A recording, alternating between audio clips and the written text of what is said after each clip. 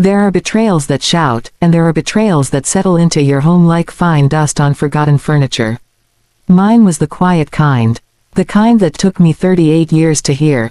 And when I finally heard it, my response was even quieter.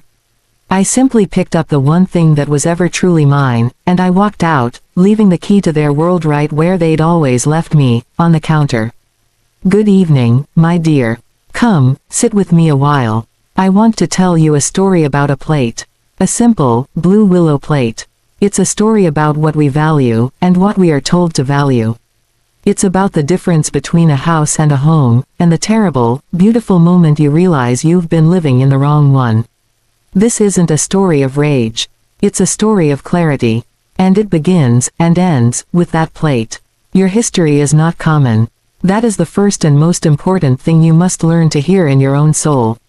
You must learn to hear it above all the other voices that will try to name your beginnings for you. They will use words like humble or modest or simple. And those words can be kind. They can be true. But there is another word they use when they wish to diminish the soil from which you grew. That word is common. And it is a lie. My blue willow plate was never common. It was singular. It was specific. It was the physical proof of a moment when I became real to myself. I want you to picture that girl. I want you to see her because maybe you were her once. Maybe you still are her somewhere deep beneath the layers of who you have become for everyone else. She is 22. Her hands are not yet worn with the work of a lifetime. They are eager hands. She has just unlocked the door to her first apartment. Not a room in someone else's house. Not a temporary place. Her place. The air inside smells of pine cleaner and possibility and a little bit of dust from the people who lived there before. The windows let in a square of sunlight that falls onto a bare floor, and in that square of light she stands and she knows a truth so profound it feels like a quiet hum in her blood. I am here. This space is mine. That feeling that is the most important feeling a person can ever know. It is the foundation. It is the ground floor of the soul. Everything else built without that ground floor will eventually sway and crack. So this girl with the sunlight on her shoes knew she needed to mark this. She needed a ceremony. She did not think of it that way, of course. She thought, I need something to eat on. She walked to the 5 and dime. She walked slowly because the afternoon was hers. The time was hers. No one expected her anywhere. She wandered aisles of practical things, glasses and pots and pans, and then she saw the dishes. There were plain white ones, sturdy and sensible. There were ones with little flowers. And then there was the blue willow. A scene of a bridge arched over water, 2 tiny birds forever flying toward each other, a pagoda in the distance, a world in miniature captured in cobalt blue on a creamy white field. It was a story. It was a journey. It was far away from that store and that moment, and it spoke of a delicate, enduring beauty. It cost more than the plain white ones. She stood there holding her purse and she calculated. She could get the plain ones and a pot to cook in. Or she could get one single setting of the blue willow. 1 plate, 1 bowl, 1 cup and saucer. Just one. She bought the blue willow. That decision was not about a plate. That was the first vote she ever cast for beauty over pure utility. It was the first time she listened to a whisper in her heart that said, you deserve a little story, you deserve a little scene of something lovely in your everyday life. She carried the box home like a treasure. She unwrapped each piece from its coarse newspaper. She washed them in the sink, watching the water make the blue shine. She dried each piece carefully with a soft cloth. And then she placed that plate on the little table by the window in the square of sunlight. She did not have food for it yet. She just let it sit there. A promise. A declaration. This is my taste. This is my choice. This beauty is mine to define. That plate held my meals. It held my dreams. I would sit there after a long day at the library, my feet aching, and I would look at that little bridge and I would think about where it might lead. The steam from my soup would fog the cobalt sky and I would wipe it clean. It witnessed my loneliness and my contentment, my plans and my quiet nights of reading. It was my companion. It was the witness to my becoming. That is not common. That is sacred. That is the sacred history of a single human being learning to be herself. When Gerald came into my life, he sat at that little table. He ate a meal I cooked for him on that plate. He said it was charming. He said it was sweet. He did not say it was beautiful. He did not see the story. He saw an object. And when you are in love you make excuses. You tell yourself he is practical. He is a man of numbers. He does not speak the language of plates and promises. You fold that part of yourself away thinking you will bring it out later when he understands. But later never comes. His mother Eleanor saw the plate exactly once. We had her over for dinner, a formality, a test. I served a roast chicken on my Blue Willow plate because it was the nicest thing I owned. Her eyes landed on it and then flicked away as if avoiding something mildly embarrassing. Later she took me to lunch. Her voice was like smooth honey over broken glass. "Darling," she said, "every young woman needs a proper set of china. Something that reflects her husband's standing. That little pattern you have is, well, it's what one finds in roadside diners. It's rather common, don't you think?" And she smiled. It was a smile that offered no warmth, only a correction. "I wish I could tell you I spoke up. I wish I could tell you I said this plate holds my history. It is not common to me. But I was young. I wanted to belong. I wanted to be worthy of her son and her world. So I nodded. I let her words become a label. I let common stick to my plate and by extension to that girl who bought it. I allowed my sacred history to be recategorized as a footnote, a bit of embarrassing juvenilia. After the wedding the Lennox arrived. It was glorious and heavy and cold. It rang with a high thin sound when you tapped it. It had to be hand-washed. It lived in a special hutch with little lights inside. My Blue Willow plate was exiled. First to the back of the everyday cupboard behind the stoneware. Then one day I could not find it. Gerald had been organizing. He said it was looking chipped. He said it clashed with the aesthetic.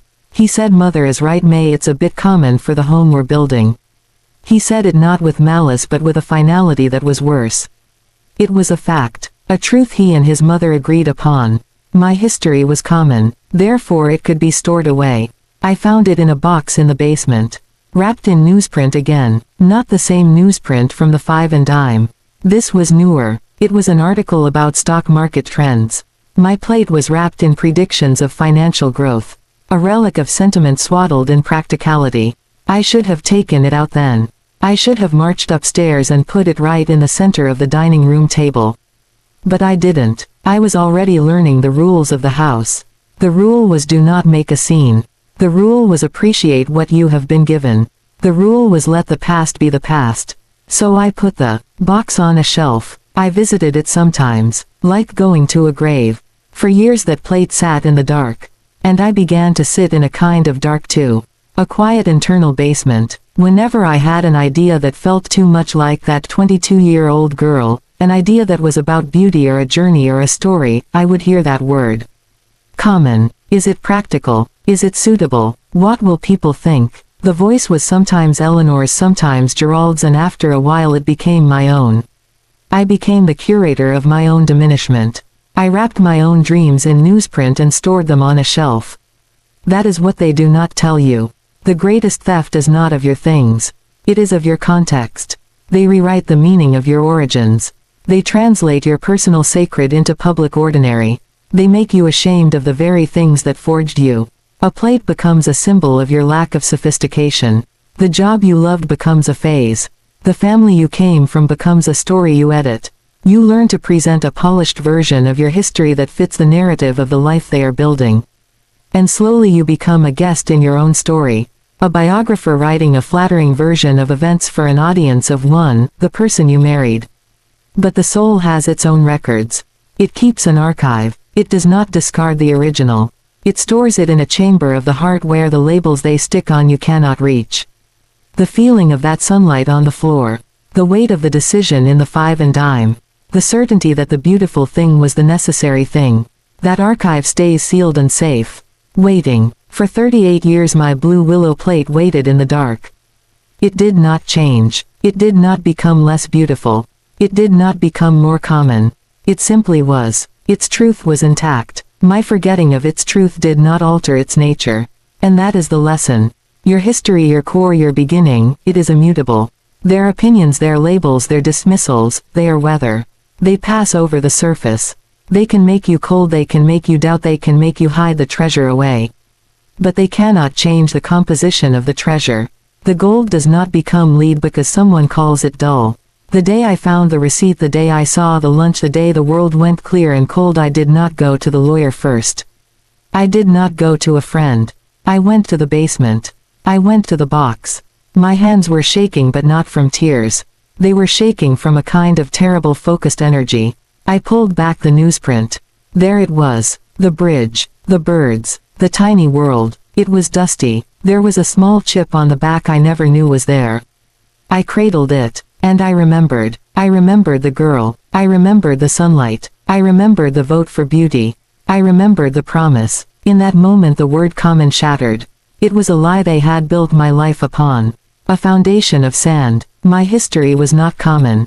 It was unique. It was mine. It was the only true thing I had in a house of beautiful lies.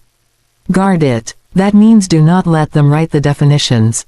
That means when they call your taste plain or your background simple or your heart too sentimental, you must look at them with a calm knowing and you must say nothing. You must simply hold your truth tighter.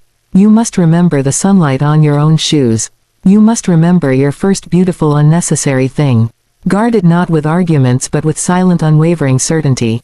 Store it away if you must to keep it safe from their disdain. But never ever let them convince you it is less than holy. Because the day will come when you will need that holiness to survive. You will need to remember who you were before you allowed yourself to be defined. You will need that plate. You will need to eat from it again. You will need its strength to feed your starved and weary soul. That is why you guard it. For the long winter you cannot yet see coming. For the day you have to walk out into the cold with only what you can carry. You must carry your beginning. You must carry your proof. You must carry your beautiful chipped holy history in your own two hands, and you must walk toward a new square of sunlight, and you must place it on a new table, and you must say, here I am again. Here I begin again, from this true and uncommon thing. When you are young and in love, you see the role they offer you as a costume. Something you can try on. Something you can take off if it does not fit. You do not understand that it is not a costume at all. It is a mold, and they are waiting patiently for you to settle into it. To cool and harden into the shape they have prepared. The shape has a name. It is not your name.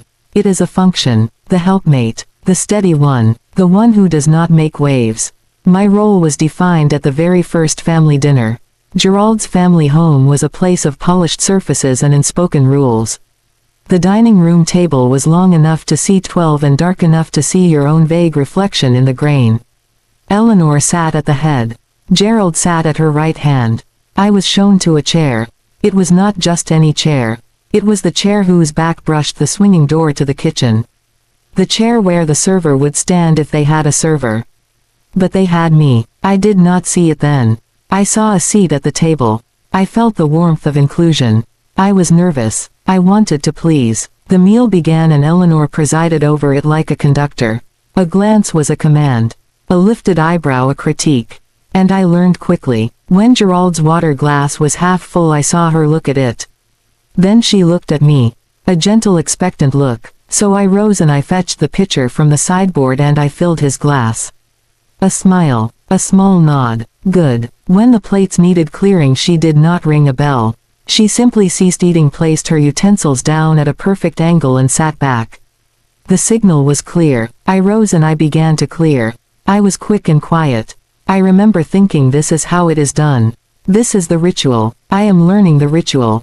It became the pattern. Every Sunday dinner. Every holiday. For 38 years. My seat was always the same. The pivot point between the dining room and the kitchen. I was the hinge. The facilitator. My conversation was intermittently interrupted by the need to rise to refill, to fetch the gravy boat, to collect the dessert plates. At first Gerald would say, let me help you. Eleanor's hand would rest on his arm. Oh no darling, you visit with your father. May has it. And she would smile at me. A smile that said, you are so capable.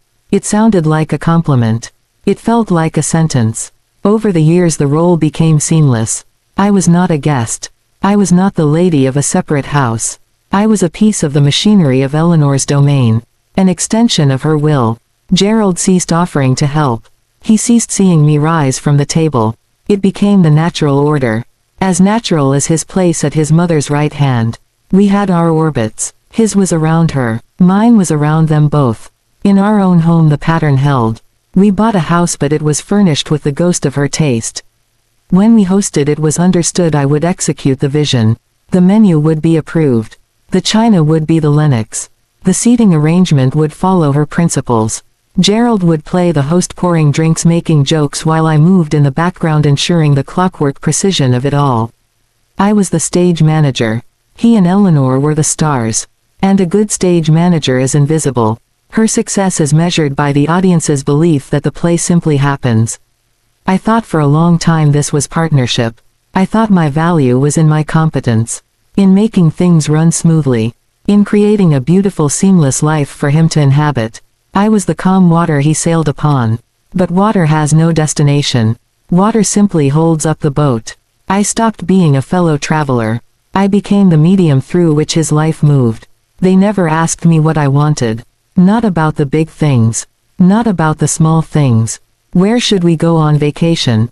Oh, your idea of mountains is lovely, May, but Gerald gets allergies. The beach is more suitable. What color should we paint the study? That blue is a bit bold, dear. A neutral is more sophisticated. It's more us. And I would look at Gerald and he would have that placid, agreeable look. The look that said mother knows best. The look that said don't make a fuss. And slowly my own desires, my own tastes, my own voice, they atrophied.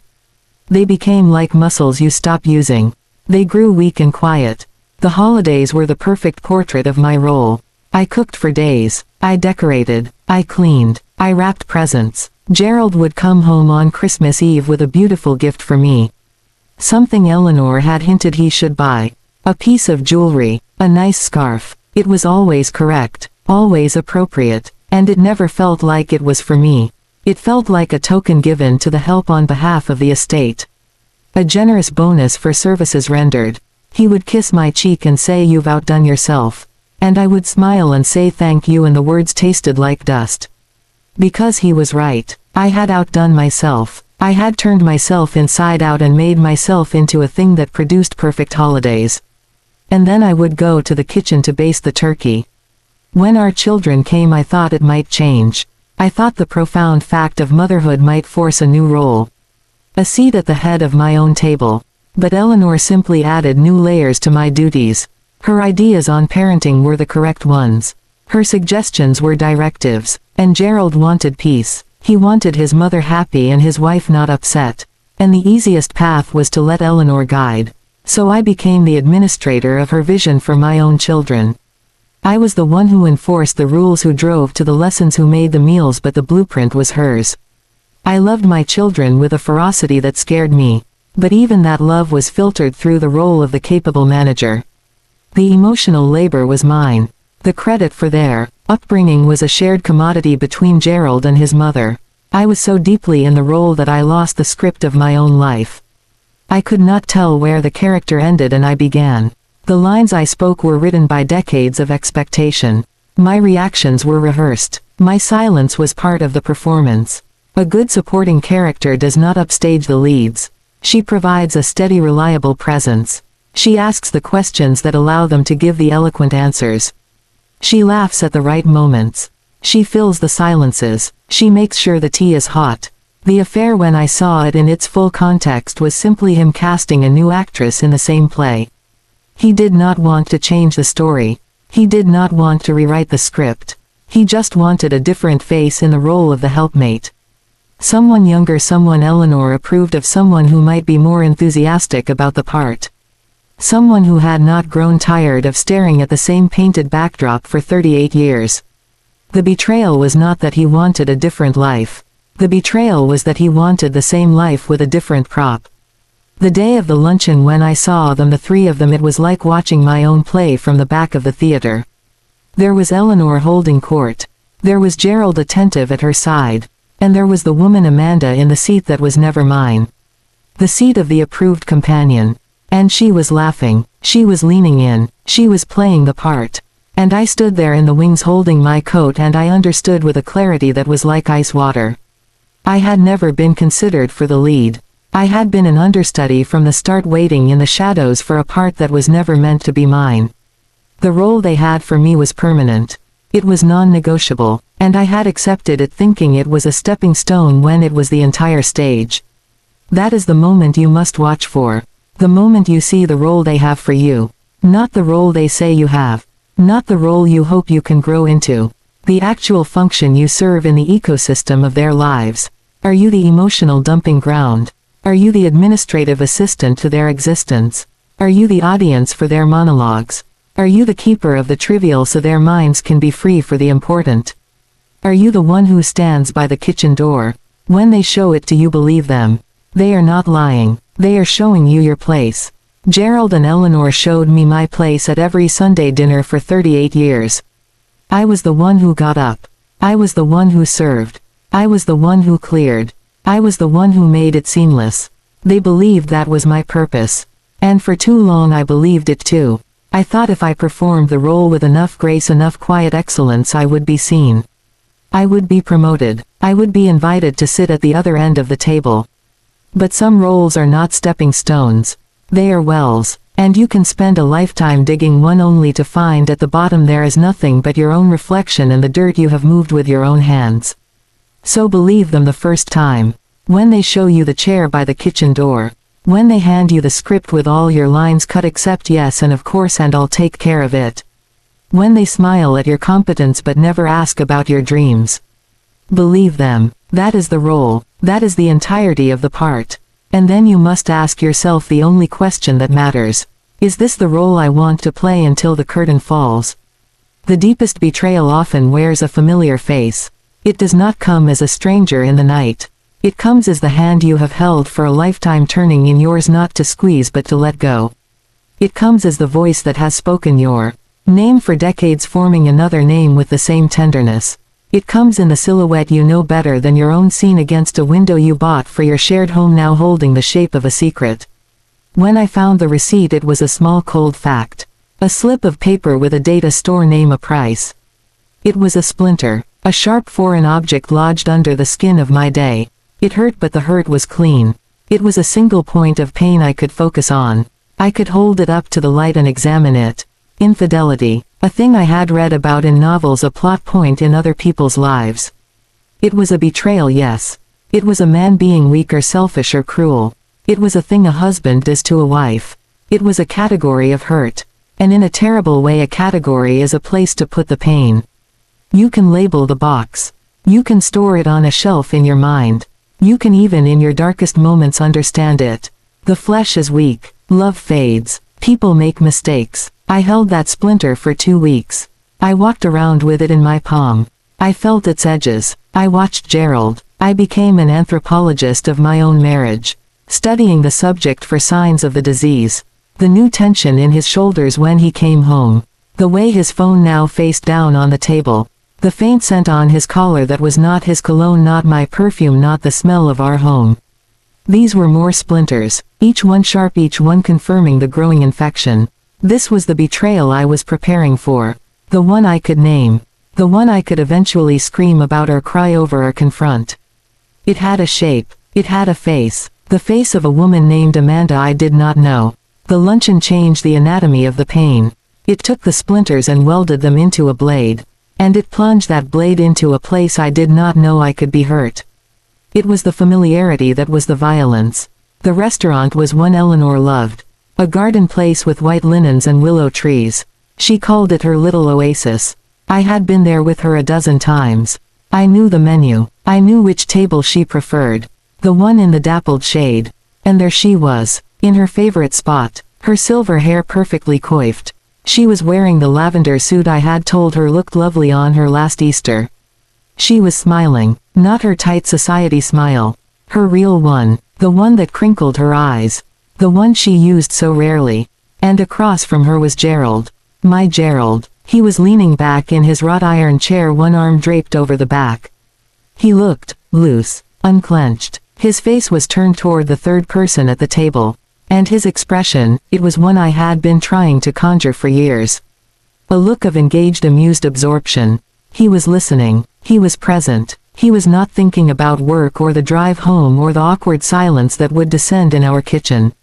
He was here, in this moment, with her, and her, Amanda. She was young, not in a way that was insulting but in a way that was factual. Like a new green shoot next to an old tree. She was listening to Eleanor, her head tilted. She reached for her water glass and Gerald's hand was there on the white tablecloth resting beside hers. Not holding it, not a scandalous clutch, just, nearby, connected, a part of the same scene. Then Eleanor said something. I was too far to hear the words, but I saw her mouth move, saw the shape of a story I knew. She was telling the one about Gerald winning the junior regatta. The story she always told. The story I had heard so many times I could mouth the punctuation. And Amanda laughed, a bright sound that carried across the patio. And Gerald threw his head back and laughed too. A full unguarded sound, a sound I had not heard in my own home in 20 years. I did not see strangers. I saw a family. That was the blade. That was the betrayal that wore the most familiar face in my world. Eleanor's face. The face that had judged my roast and my children's manners and the way I folded napkins.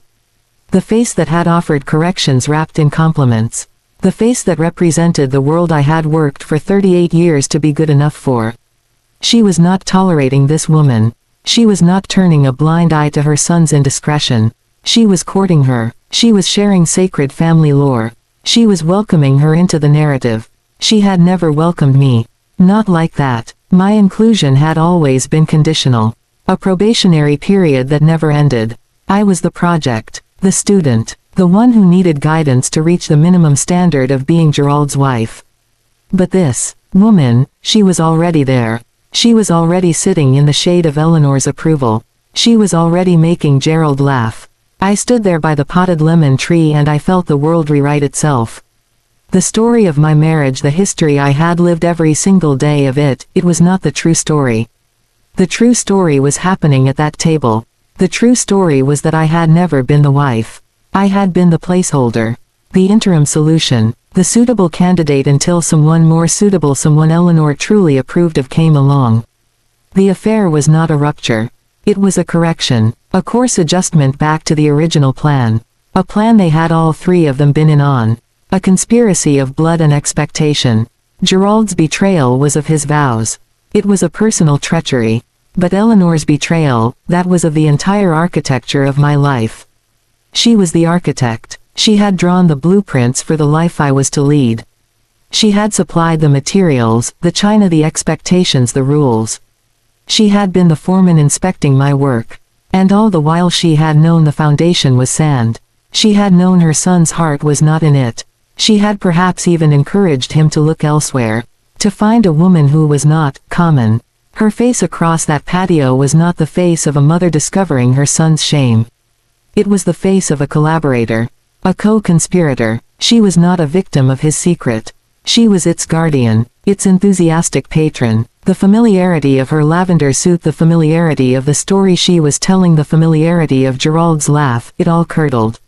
It became a mockery. Every Sunday dinner, every holiday, every moment I had spent twisting myself into a shape that might earn a nod from her, it had been a performance for an audience that was waiting for the real actress to arrive. I had been the understudy rehearsing lines for a part that was never ever going to be mine. And the director had known it all along. That is the betrayal that breaks you not in half but into dust. It is not the man who strays. It is the world that conspired to make you believe you belonged in it only to reveal you were ever only a temporary tenant. A guest who overstayed. The family you cooked for and cleaned for and made a home for, they were not your family. They were a closed circle. And you were on the outside polishing the glass trying to see in. The deepest cut is not from the enemy you recognize. It is from the hand you believed was guiding you that was in fact leading you to the edge of a cliff. It is the smile that said well done that really meant you are adequate for now. It is the advice that sounded like care that was really a slow shaping of you into a useful tool. It is the mother-in-law who becomes the curator of your replacement. When the face of your betrayal is the same face that greeted you across the Thanksgiving table for 38 years, there is no rage hot enough to burn that truth away. There is only a cold so profound it feels like the end of all things. The silence after that kind of betrayal is not empty. It is full of the echoes of every word she ever said to you, every compliment that was a critique, every kindness that was a loan. And you understand with a terrible clarity that you have been paying interest on a debt you never incurred for a home you never owned. That familiar face, it is the most dangerous face of all. Because you have learned to read its moods, to anticipate its desires, to placate its judgments. You have built a life around its approval. And to see it turn toward someone else not with resignation but with genuine delight, that is the death of the life you thought you were living. It is the final proof that you were never a member of the club. You were the staff. And the staff is replaceable. The familiar face does not need to sneer or shout. Its happiness without you is the loudest condemnation of all. It tells you everything you need to know. It shows you the door was never really open. You were just standing in the doorway blocking the draft. And now they have found someone they truly want to invite inside. So they are waiting patiently for you to move.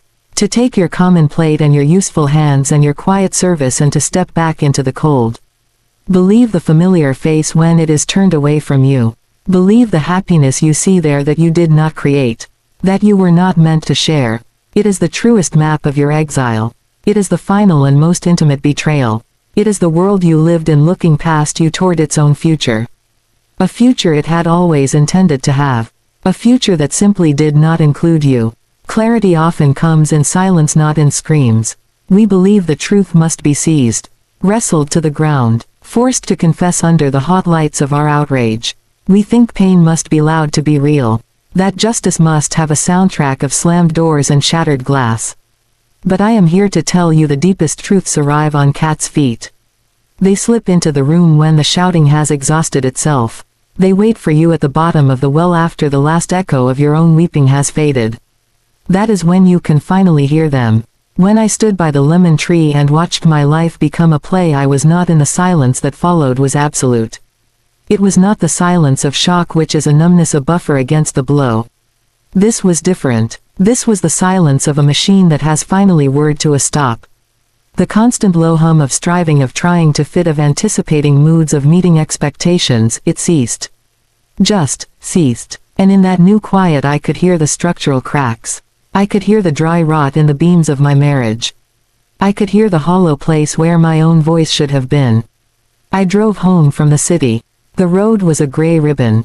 The world outside the window was a moving painting. Cars, people, trees, buildings, all of it happening, all of it continuing, and inside the car there was only this, profound, stillness. My hands were steady on the wheel. My breath was even. I did not cry. I did not rage. I simply drove. And I listened. I listened to the memory of Gerald's laugh at that table. Not the sound of it but the meaning of it. In the silence the meaning expanded. It was not just a laugh. It was a testament to his comfort, his ease, a state of being he never achieved with me. I listened to the shape of Eleanor's smile. In the silence it was no longer just a smile. It was a verdict. A final judgment delivered not with a gavel but with a tilt of her head. I listened to the image of their 3 hands on the white cloth. In the silence it was not a casual gesture. It was a treaty, a new alliance. The facts assembled themselves in the quiet. Not as accusations but as simple undeniable objects. The receipt, the lunch, the years of distance, the Sunday seat, the box in the basement. The word common, they were like stones I had been carrying in my pockets for decades. And in the silence I finally took them out and laid them on the table of my mind. I looked at them. I did not need to arrange them into a story. They were the story. They had always been the story. I had just been too busy humming to hear it. I walked into my house. Our house. It was cool and dim. The grandfather clock ticked in the hall. That sound. For 38 years it had been the heartbeat of the place. A steady, reassuring rhythm. In the silence I heard it for what it was. A metronome. A device for keeping time. Not a heartbeat. Just a mechanical count of seconds passing. Ticking toward an end I had refused to see. I did not pick up the phone. I did not call my sister or my friend. To give voice to it then would have been to give it the shape of my hysteria. It would have become a story of May the wronged wife. A story of tears and fury. And that story would have been a cage. It would have defined the next act as a drama of confrontation and reconciliation or bitter divorce. It would have been on their terms. The terms of noise and action and reaction. Silence broke their terms. Silence was a country they did not know how to enter. Gerald lived in a world of numbers and projections and clear columns. Eleanor lived in a world of social scripts and pointed conversations and managed impressions. Noise was their medium. A slammed door could be answered. A tear-stained accusation could be debated, soothed, twisted. Silence was a void. It could not be argued with. It could not be managed. So I became the silence. I moved through the house like a ghost, but a solid ghost. I cooked dinner. I set the table. I used the Linux. The click of porcelain on polished wood was the only sound. I did not ask about his day. I did not fill the air with the small news of mine. I let the emptiness between us at that table become tangible. A third presence. He shifted in his chair. He cleared his throat. He said the roast was good. I nodded. A small economical motion. I said thank you. 2 words dropped into the vast quiet. They sounded foreign, final. He tried to fill the silence at first. With talk of work. With questions about a bill. With the weather. His words were like stones thrown into a deep dark well. They fell and there was no splash. Just the feeling of their endless descent. My silence was not a punishment. It was not the silent treatment. That is a weapon, a manipulation. This was different. This was simply absence. The absence of my performance. The absence of the woman who made conversation, who smoothed things over, who translated his grunts into dialogue. I had retired from that job. And the vacancy was deafening. In that silence I could hear his confusion. It was almost a physical sound. The rustle of his newspaper was more frantic. The click of his pen had an edge. He would look at me from the corner of his eye, waiting for the normalcy to reassert itself. Waiting for me to break and ask what was wrong with him. To become the caregiver to his discomfort as I always had. I did not break. I tended to my silence like a fragile, precious flame. That silence became my laboratory. My sanctuary. In it I could dissect the carcass of my marriage without sentiment. I could look at the love I thought we had. In the quiet it revealed itself as mostly habit. A routine of proximity. A shared administration of a life. The romance had been a seedling once, but it had been starved of the right light, the right soil. It had grown stunted and pale, and we had both called it a tree out of politeness. In the silence I could meet the woman I had been. The girl with the plate. She was not dead. She was buried under layers of duty and compromise. She was scared and angry, but she was there, and in the quiet I could finally hear her small, clear voice. "This is not your home," she said. "You are a guest here. A permanent guest with permanent chores." The truth of it was so simple. It did not require a scream. It only required acknowledgement. A scream would have been for him. A scream would have been a demand that he see my pain, that he validate my hurt. It would have given him power. The power to apologize or deny or explain away. It would have started a negotiation. And I was done negotiating for a place at a table where I was only ever meant to serve. My silence was for me. It was the space in which I could rebuild my own authority. Brick by quiet brick. The first brick was the decision not to confront. The second brick was the decision to leave. The third brick was figuring out what to take. In the noise of a fight you would grab everything you could in fury. You would make a mess. You would leave evidence of your pain. In the silence you can be surgical. Precise. You can ask with a terrifying calm, what do I need to survive? Not what do I want to hurt him with. What do I need? That is the clarity. It is not a lightning bolt. It is a dawn. A slow, relentless light that seeps into every corner and shows you what is truly there. Not what you hoped was there. Not what you were told was there. What is actually there. The dust. The cracks. The empty chair where your own soul should have been sitting. When I finally moved, when I packed the suitcase, when I took the plate, it was not an act of passion. It was an act of conclusion. The silence had done its work. It had shown me the equation of my life, and the sum was zero. I was adding nothing to myself in this place. I was only subtracting, giving away pieces to fill the holes in their world. The silence allowed me to stop the calculation, to close the ledger. They are so afraid of quiet people like Gerald and Eleanor. They think silence is emptiness. They think it is a void to be filled with their opinions, their plans, their noise. They do not understand that silence can be a fullness, a gathering of strength, a listening post. In my silence I heard the future for the first time. Not a future with him or without him.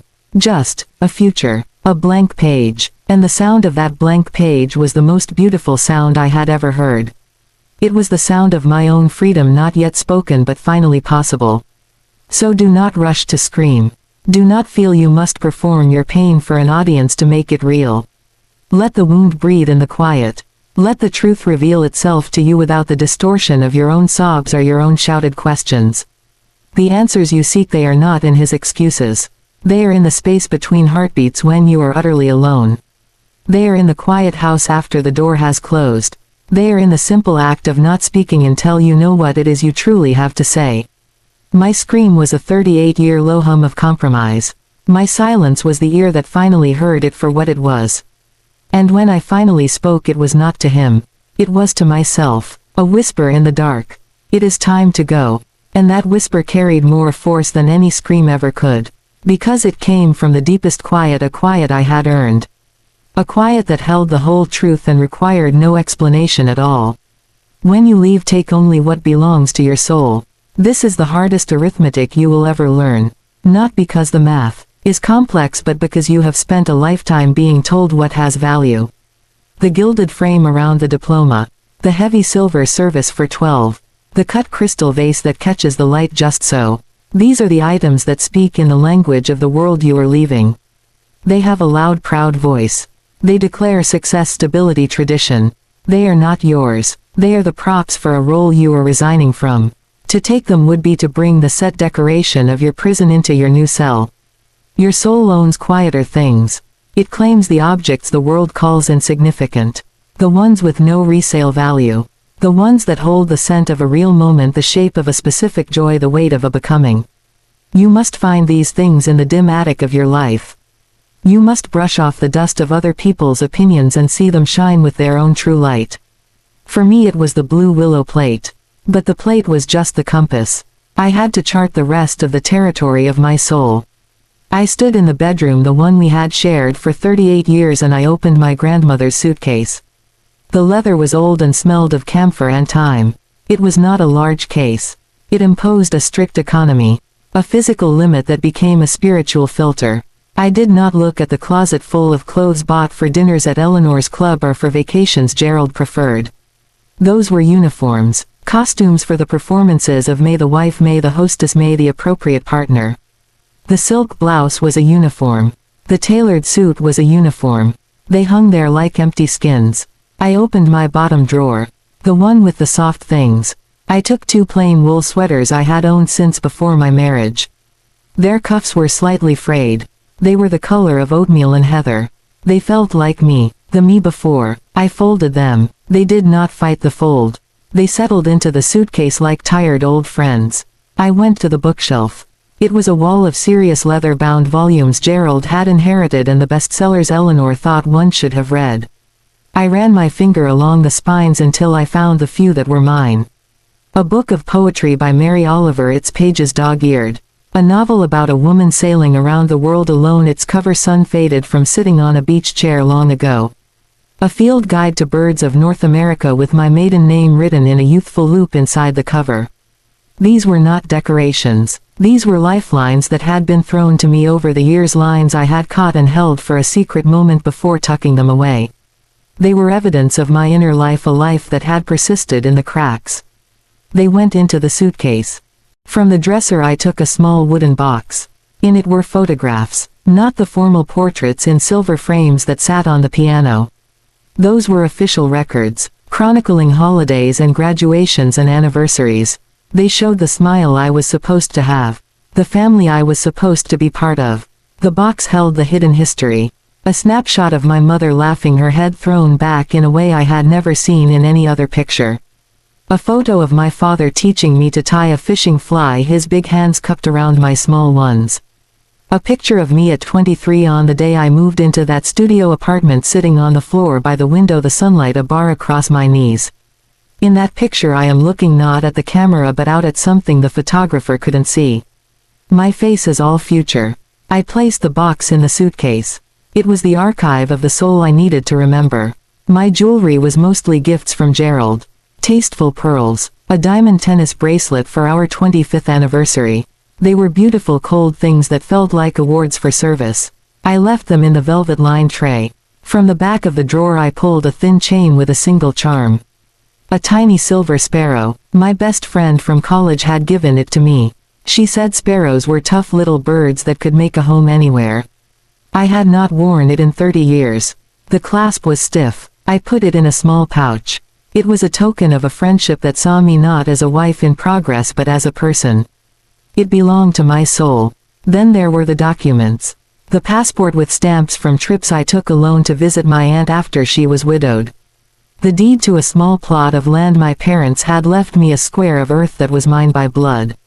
The birth certificate with my original name, my full name, the name that existed before it was legally joined to another. These were the papers of sovereignty. The proof that I existed as a separate entity from the marriage. They were non-negotiable. Finally I went to the basement. To the box. The act of unwrapping the Blue Willow plate from the newsprint was an act of excavation. I was unearthing the first artifact of my selfhood. I did not just see a plate. I saw the counter of the 5 and dime. I felt the weight of the decision in my hand. I saw the square of sunlight on my floor. The plate was a vessel. It held the essence of that girl, her hope, her defiant choice for beauty, her claim on a future. Washing it in the sink, I was not cleaning china. I was performing an ablution. A ritual cleansing of my own story from the grime of neglect and disdain. I dried it carefully. The chip on the back felt like a flaw earned in battle, not a defect. I wrapped it in the softest tea towel I owned, one I had brought from my mother's house. I placed it in the center of the suitcase. Everything else was arranged around it. It was the centerpiece, the core, the true north. I looked at what I had packed. It did not look like much. It looked like the belongings of a refugee or an archaeologist. Fragments of a life lived before and beside the main event. There was no gold, no silver, nothing that would gleam in a new window to impress a new neighbor. It was a collection of quiet, honest things. They whispered. They did not shout. Together they sang a low song of a woman who had once been whole and might be whole again. I looked around at what I was leaving. The grandfather clock, the leather sofa, the painting of sailboats that Gerald loved, the complete sterling silver flatware service, the Lenox china glowing in its lit cabinet. These were the assets, the valuables. They represented the investment of a lifetime. But they were cold. They had no memory. They did not know my name. They would furnish the next chapter of Gerald's life just as easily as they had furnished mine. They were interchangeable. My soul's belongings were not. Taking only what belongs to your soul is an act of radical editing. It is writing your story down and then crossing out every line that was written for you by someone else. What remains may look sparse on the page, but every word that is left will be your own. It will be true, and from that truth you can build a new sentence, a new paragraph, a new life. It is also the ultimate act of cleanliness. You leave no trace of bitterness. You take no trophy of your pain. You do not take the wedding album to burn it. You do not take his favorite tie to cut it to shreds. Those acts would mean you are still tied to him by the cord of your anger. You are simply packing up your own campsite, leaving the landscape as you found it, taking only the supplies you brought with you. It is dignified. It is final. It announces that you are not interested in spoils. You are interested in survival. And for survival you need only the essential nutrients of your own spirit. When you walk out with that one suitcase, you are not poor. You are light. You have shed the terrible weight of a life that was never yours to live. You have jettisoned the ballast of expectation. What you carry now has density, meaning, purpose. It is the seed corn for a future harvest. A sweater that feels like home. A book that speaks your secret language. A picture that holds a real smile. A plate that holds a promise. They will look at what you left behind and think they have won. They have the house, the furniture, the fine china. They have the tangible proof of the life you built together. Let them have it. It is the shell. You have taken the creature that lived inside. You have taken the soft, vulnerable, pulsing thing that can grow again, can find a new shell that fits. A shell you choose for yourself. So when the time comes and you stand before the material evidence of your life, do not be fooled by the glitter. Do not be swayed by the appraisal. Ask of every object a simple question. Does this know me? Does this remember a moment when I was truly myself? If it is silent, if it looks back at you with the blank gaze of a thing that served only a function, then let it go. It is lumber. It is not part of your soul's architecture. Your soul's belongings are few. They are humble. They are priceless. They fit in one suitcase. And with that one suitcase you can walk into any unknown, any empty room, any new beginning, and you will already be home. Because you have brought home with you. You have carried it in your own two hands. You have packed the essential elements of your being and left the rest behind as scenery for a play that has finally ended. The curtain is down, the stage is dark, and you are walking out the stage door into the fresh night air carrying only what you came with. Only what is truly, authentically, irrevocably yours. The most powerful statement is a closed door, not a slammed door. A slammed door is a noise. It is an exclamation point made of wood and anger. It demands a reaction. It says, listen to me. It says, feel my rage. A slammed door can be opened again. The frame can be smoothed, the hinges can be oiled, apologies can whisper through the crack. A slammed door is part of the conversation. A closed door is different. It is a period, a full stop. It is not an emotion, it is a fact.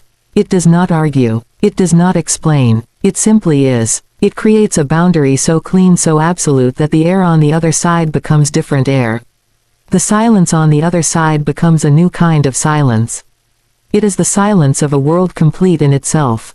It needs nothing from what lies beyond the wood. Leaving the key on the counter was the act of closing that door. It was not a gesture of anger. It was not a symbol meant to wound. It was the return of a tool. I was handing back the implement that granted me access to a space that was never truly mine. I was terminating my own clearance. The key was a small cold piece of metal that for 38 years had held the weight of a false promise. It promised belonging. It promised entry. It promised a share in what was behind the lock. But some locks are designed not to keep the world out but to keep you in. To keep you in your place. Placing it on the granite surface, I felt no triumph. I felt a profound and simple correctness. Like a librarian returning a book to its proper shelf. This object belongs here, in this system, in this world of cold hard surfaces and gleaming appliances. It does not belong in my pocket anymore. My pocket is for other things now. For a new key perhaps. One that fits a lock I will choose. I did not look back as I walked out. Looking back is a form of hesitation. It is a silent question. It asks, am I doing the right thing? It seeks a glimpse of what you are leaving as if to confirm its reality, to stoke the fires of doubt or longing. I did not need to look. I had seen it all. I had memorized every grain of the loneliness in that beautiful house. I carried the picture within me. Looking back would have been to give it power over my retreating form. To let it watch me go. I did not grant it that privilege. I turned my face to the street, to the gray evening, to the waiting car. I gave it my back, which was not an insult but a simple redirection of my entire being toward the future. The closed door behind me was not just the door of the house. It was the door to the life of May the wife. The door to the Sunday seat. The door to Eleanor's approval. The door to Gerald's inattention. The door to a love that had been a rumor, a hope, a ghost. I shut them all with one turn of the knob. The click of the latch was softer than a heartbeat. It was the sound of a story ending. His panic when he found the key, that was not my concern. His confusion was not my puzzle to solve. His mother's frantic calls about the scene I had made, that was the finest proof of my success. I had made no scene. Scenes are for audiences. I had left the theater. I had turned off the lights and exited the building. Their scrambling, their outrage, their disbelief, that was the sound of the play trying to go on without a crucial stage manager. The lines would be missed. The cues would be dropped. The illusion would fray. But that was no longer my production. Let the curtain fall. Let the actors stare into the dark. I was already home. A closed door teaches the most important lesson of all. It teaches people that you are not a condition of their environment. You are not a piece of furniture that will always be there to be leaned upon. You are not climate control that will keep the temperature comfortable. You are a sovereign state. And you have borders. And the ultimate expression of a border is not a wall or a fence. It is a door. And you hold the right to close it. For weeks there were attempts to open it. Letters arrived. Not love letters. Letters of bewildered accusation. How could you just leave? What did I do? We need to talk about this. The language of someone who believes every door is negotiable. Who believes every silence is an invitation to talk. I did not answer. To answer would have been to crack the door open. To let a draft of the old world into the new. I placed the letters in a drawer unopened. They were written to a woman who no longer existed. I was not her secretary. He came to the door of my apartment. One rainy Thursday evening, I saw his shape through the frosted glass. A familiar silhouette now made strange. I did not freeze. I did not panic. I finished pouring my tea. I watched him stand there. I watched him ring the bell again. The sound was an alien insect in my quiet space. I watched his shoulders slump. I watched him turn and walk away. He looked smaller. The door had remained closed. It had done its work. It had said without a word what 1,000 conversations could never say. You are not welcome here. That is the power. The power is in the absence of drama. Drama is a connection. A screaming fight is a terrible intimacy. A slammed door is a relationship. A closed door is an ending so peaceful, so complete it feels like the natural order of things. As if the door was always meant to be closed and you have finally aligned yourself with that truth. The world does not know how to handle a closed door. It is trained for arguments, for negotiations, for tears and reconciliations. It knows the rhythm of conflict and resolution. It does not understand finality. It does not understand a walkaway so clean it leaves no loose threads to pull. My closed door became a monolith. A thing they could not get past, could not reason with, could not manipulate. It was my final and most eloquent statement. In the silence that followed the closing of that door I began to hear my own music. Not the metronome tick of the grandfather clock. Not the expected melodies of my old life. My own rhythm. Slow at first. A heartbeat returning to its natural pace after a long frantic run. The sound of my own breath in a room that held only my own things. The soft click of my Blue Willow plate on my own small table. These were the notes of my new score. A closed door is not a symbol of isolation. It is a symbol of selection. It says this space is for me and for what I choose to invite in. It declares a sanctuary. Behind my closed door I could finally unpack my suitcase. I could hang my old sweater in a closet where it would not be judged. I could place my book of poetry on a windowsill where the sun would find it. I could eat my soup from the plate that knew my history. I could do all this in a peace so deep it felt like a primordial thing. The peace of no longer being watched, no longer being measured, no longer being a participant in a game whose rules were designed for me to lose. They will tell you that closing a door is cruel, that it is cold. They will say you owe an explanation. You do not. An explanation is a gift you give to someone who has earned the right to your truth. Who has shown a capacity to understand it. He did not have that capacity. He had the capacity to sit across from his mother and his lover and laugh while I watered his plants. Some truths are too sacred to be offered on the altar of his comprehension. Some doors must remain closed to protect the holy quiet inside, so you must learn the weight of a door in your hand. You must feel the solidity of it. You must understand that your greatest power lies not in what you say but in what you cease to engage with. The closed door is the ultimate cessation. It is the end of the debate. It is the withdrawal of your energy, your attention, your very presence from a situation that does not deserve it. When you walk away, do not leave a letter. Do not leave a list of grievances. Do not leave a hope for a future conversation. Leave a key, and then close the door. Let the click of that latch be the last word you give them. It is a word they will not understand immediately. They will translate it as anger, as madness, as spite. But in time, if they are capable of any growth at all, they may come to understand its true meaning. It is a word of one syllable. It sounds like the beginning of a long and profound silence. It sounds like peace. My closed door stands between me and the life I lived. It is not a barricade. It is an altar. I placed my old key upon it. I placed my old name upon it. I placed every expectation I ever failed to meet upon it. And on my side I have built a room of my own choosing. The door is closed, and for the first time in my life I am not on the wrong side of it. I am where I belong. In the quiet, in the light, with my soul's belongings arranged around me. The door is closed, and that is the most beautiful, powerful statement I have ever made.